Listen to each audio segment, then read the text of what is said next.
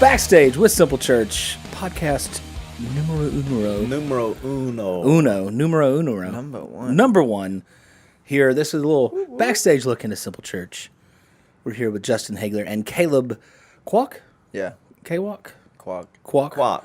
New guy. From Hong Kong. Hong Kong. Really China. East Texas via Hong Kong. Yeah. Well, Houston. South Texas. Yeah. Oh, so Houston, and then ETBU, and then originally Hong Kong. Yeah. I can't. Houston's my least favorite city in the whole No, country. Are you no. serious? Let's don't go into that. Let's not try to be negative. Sorry. Why would you say Houston is your least favorite? Well, probably because I lived in Greens Point, a.k.a. Guns Point, for 4 years. So, Yeah, that's a horrible place. yeah. Well, I guess Caleb agrees. I don't know anything about it. Here's what I do know something about, though, and that is that I'm sitting here doing the very first podcast, That you are. and I don't even really know what a podcast is. Well, a podcast, for those that don't know, which if you're listening to it, you probably know what it is. I know, but I'm speaking to let them know that the guy that's co-hosting, That would be. you're hosting. I'm co-hosting. That's what you were Yes. telling me. You're the boss. I'm kind of here for the ride. Well, basically, I'm just trying to figure out other ways for us to get out there. And I think this is a good way to give more of an inside look and a more in-depth look of what we do and why we do what we do. Something that you can't get just on a Sunday morning or in a partner party. And what I love about it, and this is what you've convinced me and showed me, I've listened to a few, and they're all helpful, but it's hard for me to believe at first that people would listen for 45 minutes. But I understand, or an hour, whatever it may be, 2 hours. But what I think is cool is in our environment, we are so short on our services, and there's not a lot of time to elaborate on different things. I think there's some cool things you want to do with that. Mm-hmm. But then also, this backstage thing is a lot of people don't know. It's like Caleb. That's why he's here. He's a new guy, so he had questions, and he's like, "Hey, man, what about this?" Or I was like, "This is what we need to do for a podcast on the first one." Now, Scott's got some great ideas coming up, and we're going to expand all this. But this whole Backstage with the Simple Church is really, you're going to be interviewing different people, Scott? Yep. Interviewing different staff members. We're going to be bringing people in to discuss the sermon topics. We're going to be bringing in special guests to interview. Just basically kind of just giving a backstage look, a behind the scenes into why we do what we do and how we do what we do and what we do. That works out perfectly. That's perfect. That's perfect. Yes, it is. Yeah. All right, so let's start now. Caleb, you're the new guy. We were talking about we're going backstage with Simple Church because you're new. It happened something last night. Didn't you go to a hockey game or something? Give me what was some of your questions. So yesterday we went back to a hockey game because we had a hockey game here at the ETBU did? Yeah, the George Pond Go Tigers Stadium. ETBU had a The team. other Tigers. Yeah. The better looking ones. No. Oh, you just lost everybody who listens to this podcast. Great job, Caleb. No. Well, at least our mascot looks better than the Clemson one. Yes. I think that's undeniable. Yeah. It's very true. Mm-hmm. Well, I went back to the game and I saw some of my friends and they were asking me like, "Hey, what do you do now? What are you doing with your life now that you graduated?" Right. And so I was like, "Well, I work at the Simple Church, And they're like, "What is that?" They're like, "Is that a cult?" What sounds like They Simple drink Church? Kool-Aid there? Yeah, what is the Simple Church? Yeah. That's So I had not to explain uncommon. it. And I had very little to none knowledge of. So I do. I have a question. Hold on, we got to get Oh, to that. sorry. But what is your question? Well, because I want to know your initial thought of us when we first started looking at you and everything. When you heard the name Simple Church, what was it that came to your mind? No, hold on. Let me give you an answer for that. Oh. Are they paying? I'm working there. Pretty much. He's graduating. right. What's the pay? That's true. right. Because Okay, now he's admitting, though, Scott Rooms, and now he's admitting that he goes, I don't even know who they are, but they pay. They pay. They pay. I got a job. I get to stay. There is money.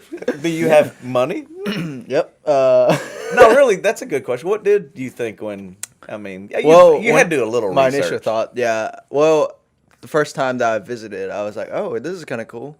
And then I got to, somebody had to explain it with me. I think it was the time that we sat down at Shalotsky's and, we were just talking about the church, kind of how we run. And how everything's done. And so my initial thoughts, I was like, okay, this is pretty cool. It kind of sounds like my original church that that I've been working with.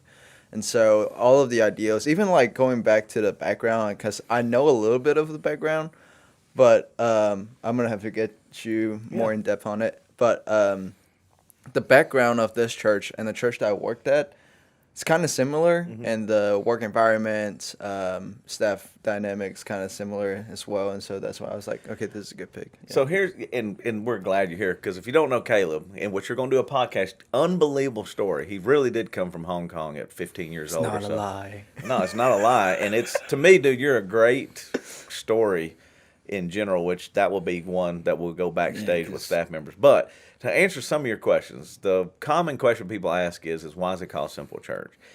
We launched the church in 2007. There was a book that came out, and people always assumed that it was connected to that book. The book was called Simple Church.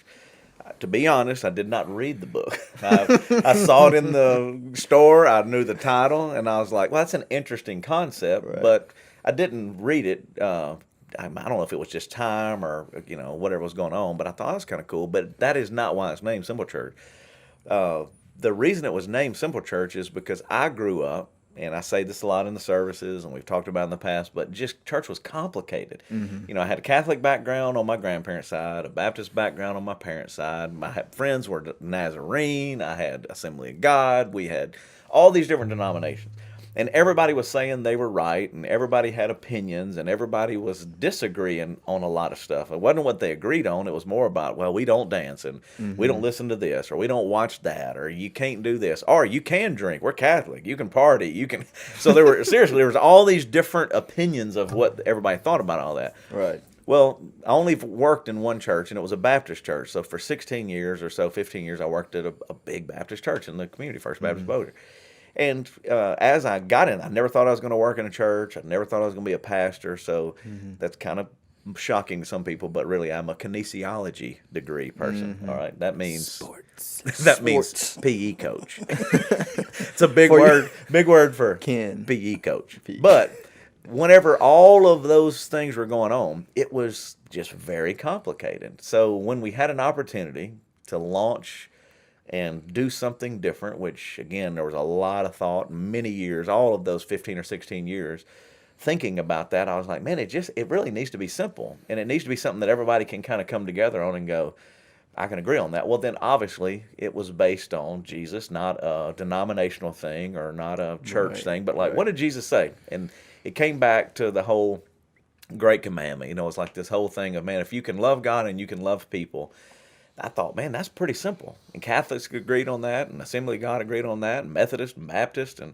anybody's like loving God, loving people. And Jesus said that was the most important thing. Everything hinges on those two things. All the laws, all the prophets hang on those two things. I thought, well, that's pretty simple. Yeah. So I thought, well, that's really why it's named the Simple Church. And then beyond that, there's a little extra to that. We didn't have a location, Scott. You would know this. The theater. In the Regal Theater in the Boardwalk actually called us around the same time and said, hey, man, you'd signed up to take students there or something, and you're on the list to rent this venue. We're like, we're not on the list to rent that venue. I remember going, I don't remember. I mean, I may have remembered asking to rent it for oh, God, Scott, don't die. Sorry. That's all right. And then once we said, well, if we're on the list, that was one of the other deals. We didn't have a location. All the churches that were launching around 2007 were like based on a name. The Stonebridge Community Church, or it could be whatever, or everything was river around here. It was like it was the Red River. It was the River Valley. It was River Bend. So I was like, well, we got to do something and be out of the box a little bit on that. So that's why the name came in. Is there anything that I'm missing on that, Scott? Oh, no, except for it was, I mean, it's crazy because there were 88 of us that were at First Bossier, and then literally it's like... And they weren't all from First Bossier. Yeah, and, well, that's true. Yeah, they weren't all from First Bossier. Some people were from where I grew up in Shreveport that came to help be a part of the launch team. So. Nice. But, I mean, literally, it was a church that any of us had seen before because it was all in trailers, and we were in one theater. Yeah. It was small. Yeah, and it was like... Yeah, first service I think we're was gonna like... make it. Yeah, I think first service was like 200 people, less than 200 people. So that was... I mean, that's bigger than one of the churches in the East Texas. Yeah. Well, and I think that's the thing. I remember there were 80 of us though, so if everybody just Right. bought one friend, we were at 160. That's true. That's true. You know, so it was like, hey, we're doing all right, but it didn't. You know, it actually went down a little bit before it went up. But I think the thing that made it unique is in 2007 there was no one meeting in theaters. Now Word of God's in the theater, which was cool. They kind of took over where we were, but whenever we started, nobody had done that. There wasn't Right. anybody doing it. Now, other people in Houston do it. A Second Baptist in Houston, I think, had done it. And then we come to find out, this little insider info, this is Backstage with the Simple Church, that National Cinemedia, which ran all of the theaters, they actually oversaw a large group of them, not all, but a large group of them. They created an organization, and it was all dedicated to church in theaters. And so for the first few years, I actually spoke for them in Burbank, California, and Washington, D.C., and Orlando, Florida. We would go in and do conferences to try to help people launch churches, in unconventional ways, and they were trying to expand that business. So it was a pretty cool thing, but I'm telling you, most people didn't get it for this reason. Like, I remember in Washington, D.C., Chip went with us on this. I remember we got in the car afterwards, and I was like, I don't know if that's going to work up there. And Mark Batterson was the first, really, that we looked up to, and he was in Washington, D.C. area, so that was another reason. It was Batterson and us, and we were doing this little panel. But one of the guys comes up and says, well, how do you do a choir in the theater? And I was like, well, we don't do a choir. And he was like, well, then how are you going to do that? And I was like, man, because it was going to be done different. Right. And, you were using the screen to use movie clips because we were in there. It was another way to, and Mark Batterson says it best. I think he said it was like, you had the stained glass that told the story of Christ, years ago, thousands of years ago, and all the way up. Well, the screen, the movie screens and the technology are the new modern stained glass. It's another way to tell the story. Yeah. So that's why you're here, Mr. Media Guy. You know what I'm saying? I mean, it really is. It's like, think about it. Years ago, they didn't hire media people. Right. Yeah. Even like, I mean, one of my didn't. friend, he's actually going to be working at a church in Shreveport. Yeah. And so when he was interviewing them, he told them what I do. And they were like, oh, we didn't even think about hiring a media like a media person. Right. Yeah, I mean, churches still don't. I mean, And it's starting It to is. be there, but Right. I mean, for us, from the beginning, That's that a was crucial thing. oh no, it was a Yeah. huge deal. You were going to use technology, editing videos. We used to do it. We used to have to get it on DVDs. Right. We would have to, like, we were getting a movie clip. Now that everybody accuses us, and this is another Backstage with the Simple Church thing is, how can you use these movie clips? It's illegal, or sometimes it gets bumped off of Facebook. The truth is, we have a license to do all that. Right. The media and the movies love using a 2-minute clip because it inspires those people. I've never seen that movie. Let me go rent that. Now, sometimes that's a little risky on some of the movies we pull from because they're not always Christian movies or great movies, but there Right. is still a biblical lesson or a point that can be used to illustrate something. And usually through media and through movie, man, it's powerful. And that's changed in the last 12 years. Think about it. There's more Christian movies than ever. Now, back then, there were hardly, and if really not very many, if they were pretty cheesy. Very cheesy. Yeah, and they're very low budget too. Very low budget. So it's one of those things where we were going, well, let's use, and Wing Clips is one place we get stuff from. People ask, well, where do you, that's a service that we have, and they created an internet-based movie clip. You pay subscription. They've gotten the rights from all these movie things, and then you get the clips. So it's not illegal. It's not immoral. It's actually a unusual, kind of a cool thing to do to help tell the story. But that's a long way around to get to why it's Simple Church, but it was really based on loving God and loving people. Pretty simple. That's cool. All right. Any other questions? We're going backstage. Give me something else. Scott, do you have something that's on your mind that you go, what do people ask you when you're in that quiet place along with your kitty cats? Quiet place. Well, if somebody's asking me something there, then we got bigger problems. You're right. Well, I'm just trying to help you out. I mean, I know people ask all the time all kind of questions. Yeah, I think the big questions that are asked are why we're called Simple Church. And then the other big thing that always comes up, especially on trips, in my particular experience, is music.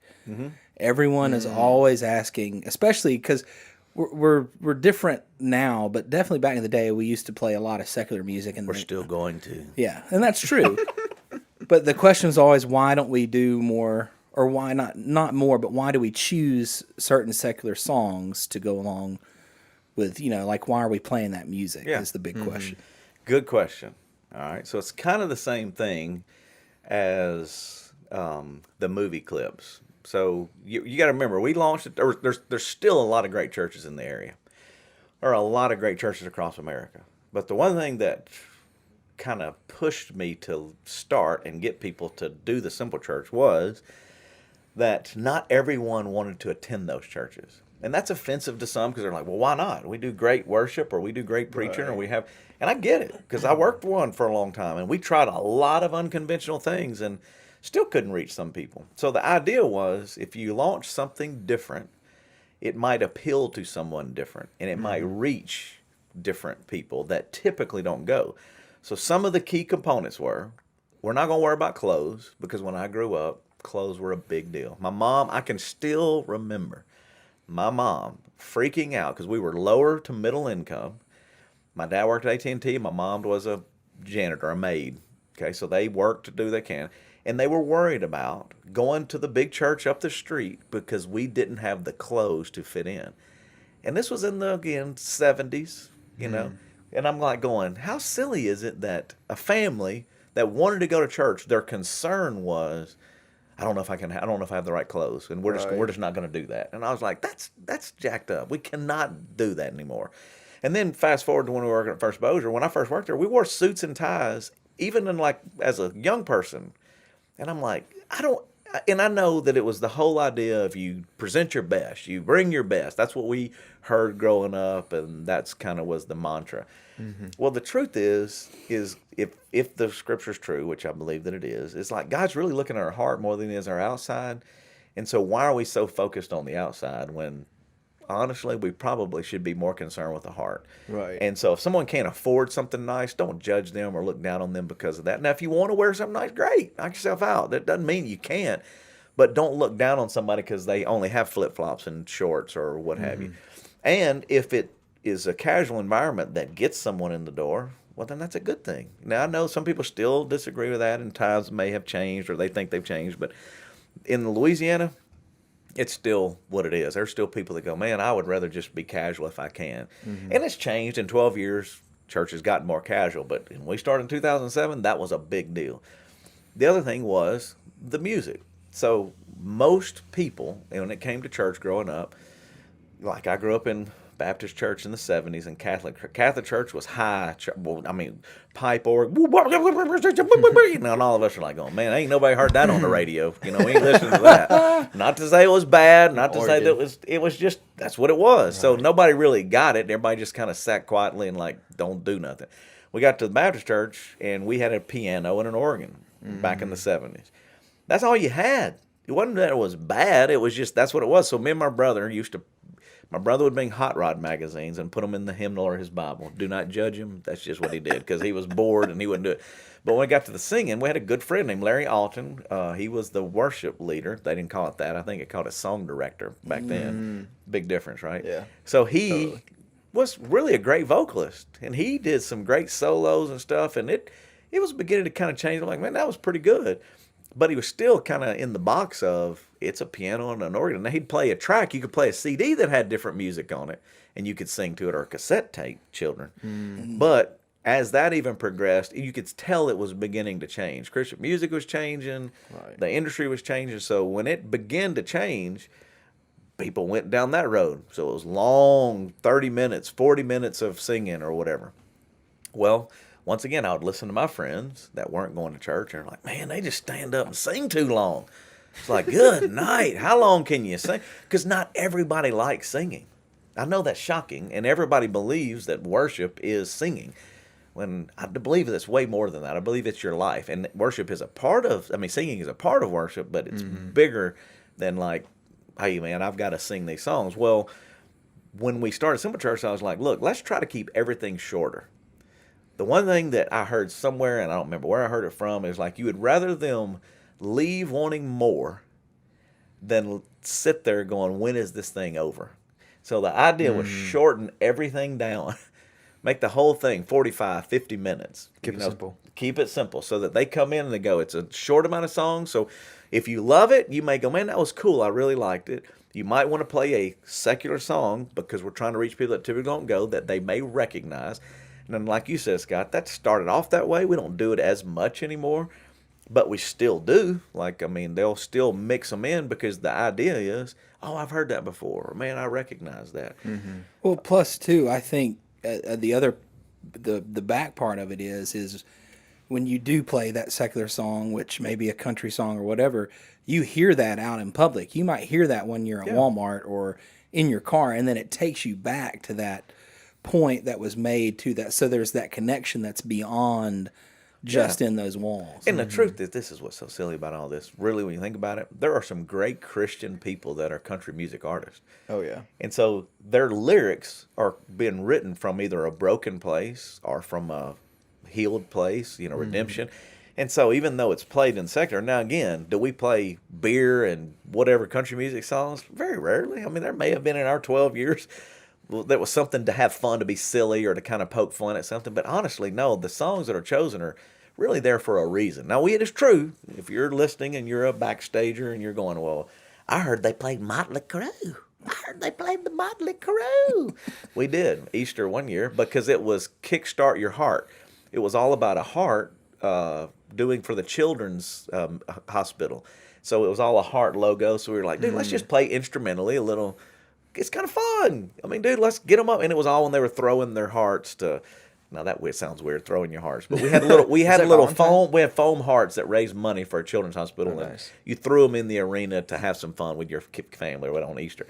But that's why there's a purpose. There, contrary to what people believe or think, we really do have a purpose in it. There's a reason that you're playing that. So I hope that makes sense. And then worship nights are another thing. People, it's so funny.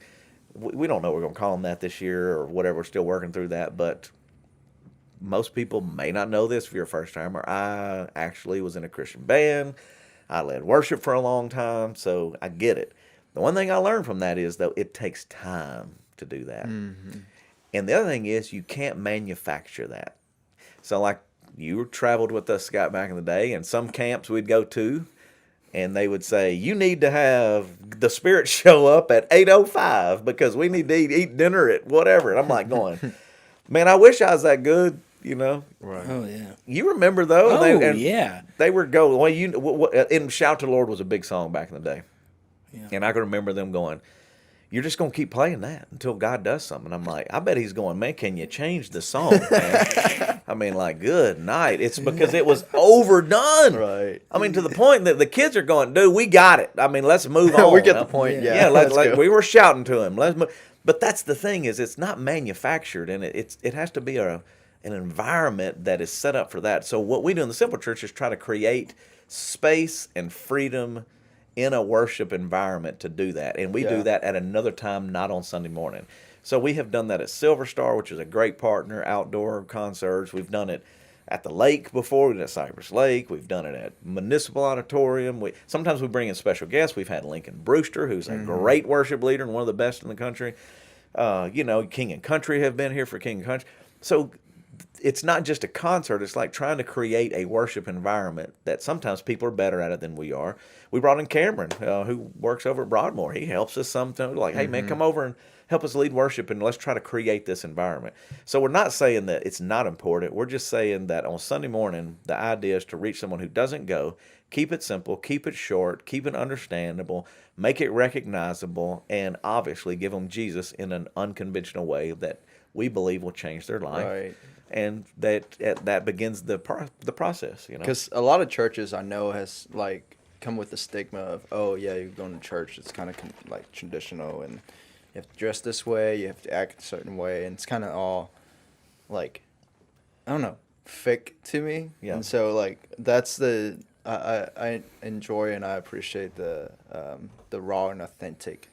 Yeah, I think you would have to agree, Caleb. It's pretty authentic at the Simple Church. Yeah, it is. It is very. Like the guy that's on the stage is pretty much the guy behind it's the guy behind the light board over there, Scott. You know, yeah. Unfortunately, it's the guy. Yeah. and sometimes he can The lighting director. Yeah, he can be bull, and I can be a little bull or I can be a big bull. yeah, he can lose his mind, and we have to pray for him hard. Yes, that's true. But that's the way it all is. Yeah. You know, I mean, people is people. that's exactly right. You're right. Yeah, I love the clothes thing because it always reminds me. My grandmother always would say, "Well, you have to look your best before God," and I always asked, "Well, what happens if you die in the shower?" Because then you're naked.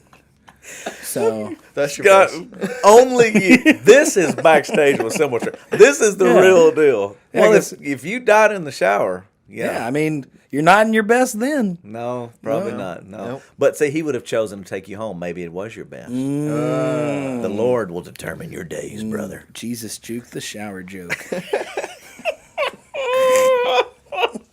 That's pretty good, though. All right, we got time. What other questions? Do you have questions for us? Anything? Well, it's all on the table. Okay. Well, okay. So when you hired me, what are some of the like qualities that you're looking for as a church staff?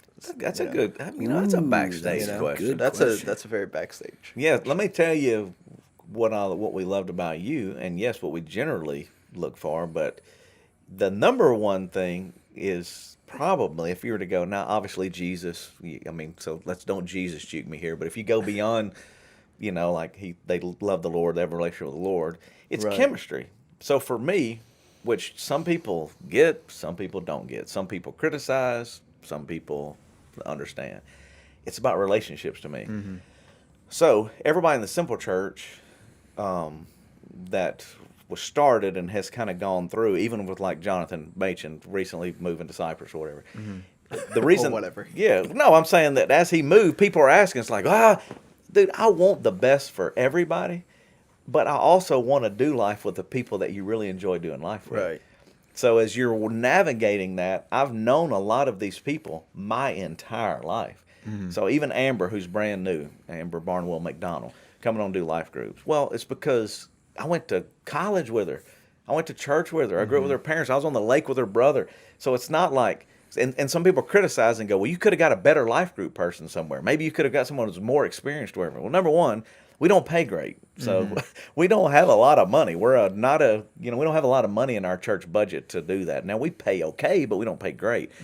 But beyond that, the truth is I really want to do it with people I like and people that you know. And then you go, man, I get along with them. So like when we went and ate with you and hung out with you, we're like, going, man, Caleb, I like his I like the chemistry. I think he'll fit in well.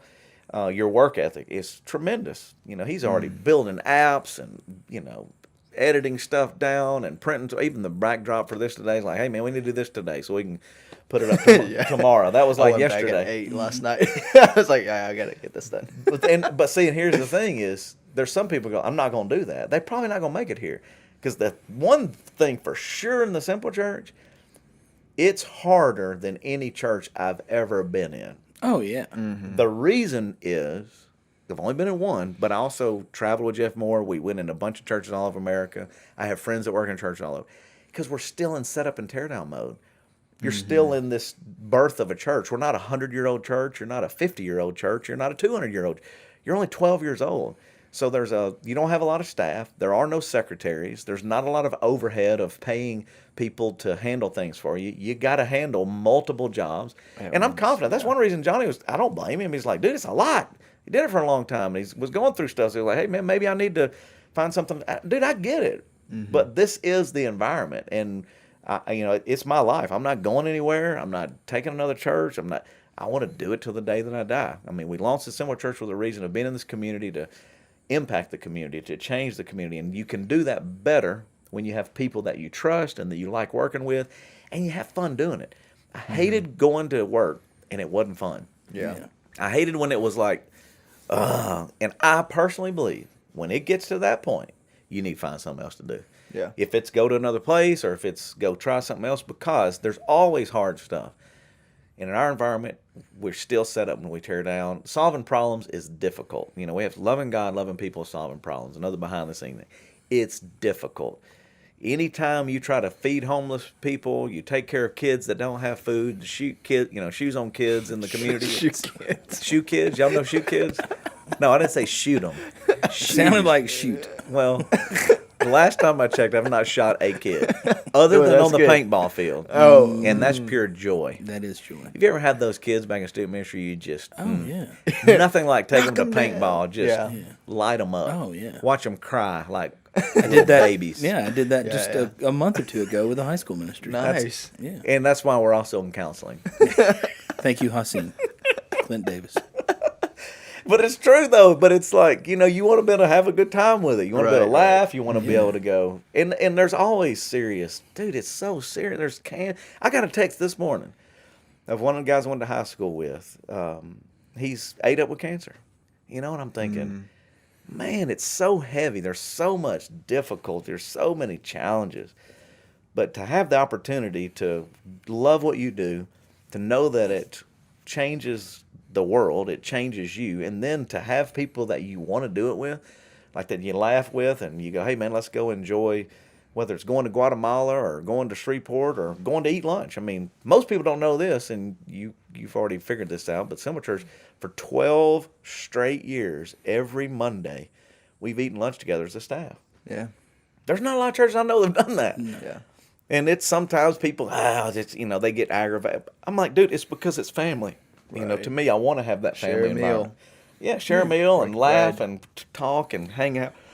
Yeah, I will say, yeah, definitely, because what we do is hard. It's. I agree with you on that fact that it's sometimes you do kind of want to just throw your head against the wall because it is so difficult. Not just because of the portable environment, but because of what we deal with. Yeah, we do it at high capacity Yeah. too. Yeah. But I think that's why it's so key that we have fun. Because I think because without it, I mean, can you imagine how miserable we would all be? And this is my thing. Oh, quit and go back to Hong Kong. yeah, exactly. Hey, Hong Kong's not going good right now, No, right? You're right. You know, You're right. Yeah. I'll just go somewhere. Yeah, right. You may choose somewhere. But here's what's crazy about that is, and y'all know that it is a personal choice. So, like, when I hear people go, it's like, you have to make the choice. I mean, I could wake up and be depressed today. I could wake up and be angry. I could wake up and go, I'm just not. But I look at it, and I genuinely do. There are moments and there are days that are not this way. But, man, what a gift. I get to be here with y'all. I get to hang out. We're doing a podcast. You get paid to do this. You know what I'm saying? Yeah. Not a lot. But I gave you McDonald's. That's our sponsor right. for today, Yes. right? McDonald's. Hold on. Right. Take a sip. No, I But really, there's a lot of Yeah. people that they don't get to do this, man. No. It's heavy. It's not fun. and I've had 26 different jobs, and I can tell you this is the most fun I've ever had. If anybody has had 26 different jobs, I would love to hear from them. How are they going to communicate with us on this, by the way? Are they going to, like, what if they want to interact? They'll be able to. Well, they'll don't be even able know, to. do you? They'll Right be able now. to on. Because I want somebody to go, I had 30 jobs, and then we can come back, Scott, somebody beat you. It's a Yeah, competition. they'll be able to interact via YouTube for Oh, yeah, we're on going the to. This feed. is why we're putting it on video. Wave, everybody. See, this is going on YouTube. Yep, it's still recording. This- Wrong. Yeah, That's good. Yeah. Good to know. yeah, YouTube, and they can also interact. I believe on Podbean as well. Yeah, that's cool. Is that what you're using? Yeah, Nice. yeah. We got the middle of the range back. Cool. Yeah, I like the fact that y'all are telling them that we got the middle pack. I don't even know what that means. I don't know what the low pack or the high pack means, but I'm thankful we're in the middle. We're in the, We're in the middle. we're just mediocre. Yeah, we're there's mediocre. a lot of mediocre around here, I promise you. Yeah, I know. That's the people that go, man, you guys just do so great, and I'm like, you don't know how close it came to not happening. Right. But that's the part of Backstage. This is what I love about it. Like if you do interact, if they do have questions, we can kind of talk about that stuff too. Is like, Super Bowl's coming up, and we've kicked field goals in there, and we've done some crazy stuff. We built some really cool things. We have cool stuff coming up this year too. Some of the series and stuff. I don't want to give it away yet, but they'll have a chance on another podcast to talk about that, and we'll talk about how we came with the idea and what we're doing Yeah, with it and why. it really is crazy to think about. We've done just crazy stuff over the years, though, too, that I don't think anyone else could really have done. Well, there's a couple of, and maybe they could, but I'm with you, is we haven't seen it done very often. But one of the reasons why, and this is sometimes people forget, and this is a huge one, because if you're going to go backstage and you want to answer a question that people are like, why don't you have a building? Oh yeah, my friend asked me that. Okay, Yesterday. yeah, all right. So Yeah. here's a big one, and think about this, Scott. Like when you said that, this is 100%. But one is because we don't pay for a building. We're not saying we're against buildings. We're not mad at you if you have a building. We don't judge you because you have a building. Say all of that because some people go, oh my God, no, I'm not. We just choose not to because it frees up cap space, money, to do some things a little bit differently. So part of that is fun. You're able to, for example, because we're at the Shreveport Convention Center, or because we were at the theater, or because we were in a bar, because we launched in a bar at one point, you were able to do things that no one else could do. And people came that typically wouldn't come. If you go back to the theater, for example, we were in and out, and we partnered with the movie theater. We sponsored the Free Family Film Fest every year, and still do. We make sure so that kids could go to movies for free through the summer and all these daycares and stuff like that. Cool. But then in addition to that, if there was a movie coming out, we would buy out the theater for the movie theater and give it away to our volunteers or whatever's going on because it was fun. But it was, we don't have a building. We got a little extra money. We can do something fun like that. And people are like, oh, this is cool. But then when I'm going back to the convention center, because we have a huge hall next to us that's open, we built all the football fields. We had throwing things. We had inflatables in the air-conditioned building. When you walk out of the service, you can go and enjoy that as your family. There's nobody that's got that space. I mean, you can't do that. But because we don't have a building, it opens those things up. It gives you that availability to do some things differently. And then the other big thing is it gives you cap space, money, to go spend $20,000 on shoes. I mean, that's, people don't realize when you solve that problem of kids in Caddo Parish, in Bossier Parish for that matter, that don't have a pair of shoes on, and that cost about $20,000. Well, people are like, oh my God. Well, we choose to do it, but we also have a little bit of flexibility. There's great people that make it happen, no doubt about it. People have given money, and they help us to do that. But we also don't feel that we're strapped because we have no space or on our budget to be able to do that. Now, I don't know if this is true, but this is how I explained it to my friends. I was like, You just lied to him then, Caleb. maybe. His integrity is horrible. Yeah. Who hired this guy? Who hired this guy? You did. Well, I think there was Well, a the team. DLT. Yeah, it's a team. The BLT. DLT. Oh, I thought there was bacon, lettuce, tomato. We'll come back to that in a minute. Go ahead. But yeah, so I explained it to my friends. I was like, well, to me, I feel like church is not really about a building. That's exactly right. And so I was like, well, maybe that's why they did it without a building. Is it? See, you're deeper than we even thought, Caleb. Yes, that is a huge part of it. As a matter of fact, let's go spiritual. Let's go scriptural, Scott. You want to? You about to pull out the whole verse? No, I don't. No. I don't have any stuff memorized. I'm working on memorization. Matthew 14. No, I'm saying if you go into the New Testament, the New Testament church didn't have a building either. They were always moving from house to house, and it was a movement. Now, I'm not saying again that you can't have a building or that we're against buildings, but I have been a part of and spent a lot of money on buildings.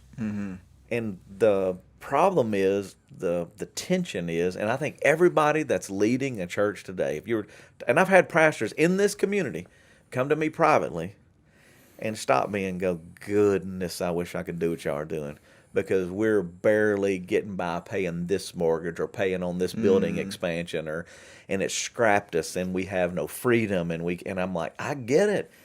And it's as weird as it is, it's a gift because you're able to not feel that. And we are very thankful for Shreveport Convention Center and Municipal and Bossier Civic Center, like we're doing the Justin Flom thing coming up. Well, that we can. CenturyLink, who would have thought 12 years ago when we launched in the theater that we would be doing Easter services in the CenturyLink Arena? Right. Nobody. That's pretty crazy to me. Nobody. When there were 200 people there, they weren't thinking you'd have 8,000, 10. Most people we've ever had is right at about 10,000 people. I mean, in one service, in one day on Easter. And I'm going, if you'd have told me that back in the day, I'd have said, you're crazy. There's no way that'll happen. Now people ask me, is that still the way it is today? No, obviously, man. There's other churches, time is gone. So, but still, I think last year we were like 8,000 people. So, I mean, that's 2 services, 4,000 apiece, 7,500. Who would have thought that? Right. Everybody wants to know. It's like, none of us, including me, no one thought that was going to be the case. But because you're able to rotate. You're able to move around. You're able to change. Now, again, is it expensive to do that? Let's go back to that. Yes. But we also know that that investment goes back, whether it was bringing Drew Brees in and or Sinbad back in the day and doing all these different events and letting these people come in, and those are all in the CenturyLink. It helps the community. It's a free event. It goes a long way to even the bottom line. For all the taxpayers, we're helping you. I mean, in Bossier and in Shreveport, we're taking some of that burden off because we're paying for the venue, and that actually helps their bottom line. What to us, we're going, that's solving a problem. We like being able to be a solve a problem. It's not selfish in that regard. We have that freedom and that flexibility to do it. And obviously, the biblical component of it's not about a building. It's about the people. It's about being able to be fluid enough to solve a problem when we need to. Yeah. How you like that, Scott? I like it. This is just think this is podcast 1.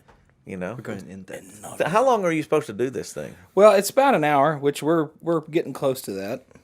Okay, let's go one more question, and then we'll wrap it up. Anybody got anything? Because those are all good questions. Everybody's got a good one. Is there anything else that you have on your mind? You got Anything Scott? you want to know? Me? Well, being the new guys, or anything else? Man. I feel like we had a lot of conversation Any like personal throughout questions that you want to know? the weeks. Oh, okay. Well, okay. So Scott and I went to Wingstop one night, Ooh. and we were talking about like big stuff. And I was like, and he told me that you played for the very first. All right, so let's go back. We're gonna go Big back stuff. in. Let's go back in time. This is a whole nother podcast, though. Yeah, this This definitely really is, has to be. but I'm gonna give you a little Snippet. snippet.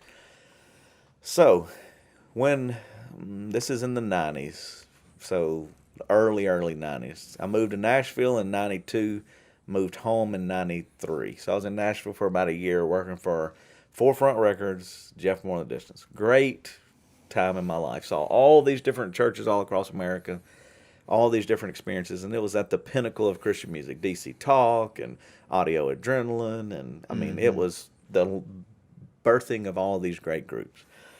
When we moved back, the reason I moved back was because I knew we had to plug into a church somewhere. The one downside of being on the road, and the guys for King and Country will tell you this, and David Smallbone, their dad, it's difficult because you don't ever really get connected. You know, you with the kind of church. it's just you feel you're going through it. It's a challenge. So I felt that, and that's what drove me home. So when we got home, I said, man, we got to plug into a local church. So we plugged into a local church, and that's how I actually got in the ministry. That's how I became a pastor, was because of that route. But in that, our band started playing a lot. So we were doing camps everywhere. So we were doing this and that and the other. Well, during all of that time, and this is a long story, but Andy Stanley was one of the first people. He was the first person, really, that prayed with me to go into the ministry, to kind of decide what I was going to do. We were in a bar band back out of high school, and in the late 80s, I met with Andy in Atlanta when he was the youth pastor at First Baptist in Atlanta, and prayed with me about God doing something in my life. Never did I know or he know that he would be doing what he's doing and I'm doing what I'm doing. But in that relationship is how I got connected to Lanny Donahoe at Big Stuff and North Point when they were launching. When they split from First Baptist Atlanta or launched North Point, according to whatever terminology you like, they invited us to be a part of all of the beginnings of all of that. So we did all of North Point's camp music, worship stuff, which was right along at the same time as Big Stuff was kind of going on, because Lanny was a part of that. So early on, we were doing the very beginnings. We were involved in the very beginnings of all of the music. This is why it makes me laugh when people are like, "You just don't like music." I'm like, dude, that's the majority. I wouldn't be in the ministry without music. I mean, I wouldn't be. But I also understand that I think, even back then, that's how it all got started. That we'll go into a whole other podcast on that. But this is my last, my get off my soapbox. But that is the problem, I think, with the American church. We put too much emphasis on singing songs and listening to sermons and not really actively being engaged in solving real problems. Right. So we are really good at talking about stuff, including us. And what I want to be and what I desire to be and what I hope that we'll be is that it'll go beyond talking and singing, and that it'll go into really solving a problem. Whether that is, again, I'm going to talk about a little bit this Sunday, is, the whole government thing and I'm not political, right or left. I'm not talking about right or left. I'm just talking about when you have people in poverty and you have people that are in trouble, it's not really the government's job to solve that. It's the churches. But unfortunately, the church is worried about singing and preaching. And then we argue with each other. And we disagree with what. And so real people in poverty are right outside our door, some of them within walking distance of our church. And we're more worried about singing a song. I just don't believe that Jesus is going, man, that's a good thing. Now, again, do we do it right? No. Do we knock it out of the park every time? No. But I think we all have to be working harder at that. I think we have to be more engaged in that. I think we have to figure that out. So last week when you're packing food, we had an LSU. I can't believe they had an LSU day. There was a purpose behind it. It was putting food into packages for hungry kids in our community. Right. Why? Because Joe Burrow did the same thing. It was like, hey, man, I got this opportunity, and I'm going to see if I can't help some people in it. Well, this is it. So here we go again. We got a lot of problems to solve. There's a lot that needs to be done, and I can tell you, singing can be part of that. That's cool. Sermons, absolutely. But, man, you can hear more sermons and preaching. We're listening right now. We're having a podcast to listen to an hour of just rambling. Right. But I hope that somebody will spend an hour doing something for somebody. Right. So, like, you go, hey, let me go figure that out. That's another podcast for another day. But we're just, thank you for letting me vent. Planning like 100 episodes right now. Is that what it is? Well, I probably have 50 planned in my mind. Well, wow. that's it. There There you you go. go. Well, tune in next time as we get ready to go backstage with the Simple Church. Thank you so much for joining us. Yeah. Now I got to go sweep a floor. He's the janitor, video guy, and pastor. I'm going to visit my friend in the hospital. Thanks for listening. Yeah, Join us thanks for next time. listening and watching. That's right, and If watching. you're watching. What do we say, Scott? Peace.